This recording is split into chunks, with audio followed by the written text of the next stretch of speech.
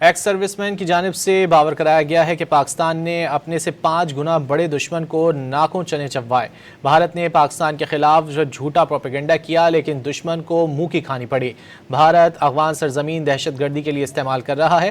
مارکہ حق کا 1 سال مکمل ہونے پر راولپنڈی میں پریس کانفرنس کے دوران ایکس سروس مین کی جانب سے واضح کیا گیا کہ دنیا اب پاکستان کی فوجی برتری کو تسلیم کرتی ہے۔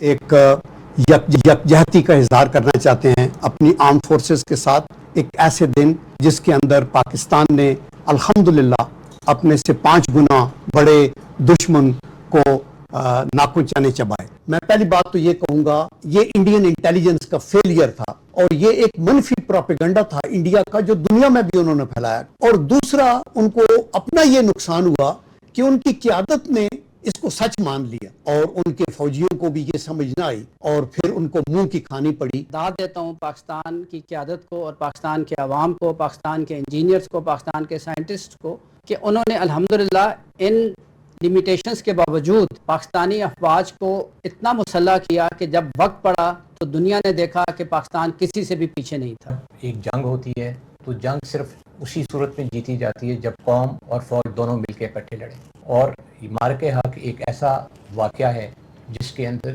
یہ دونوں چیزیں ہوئیں۔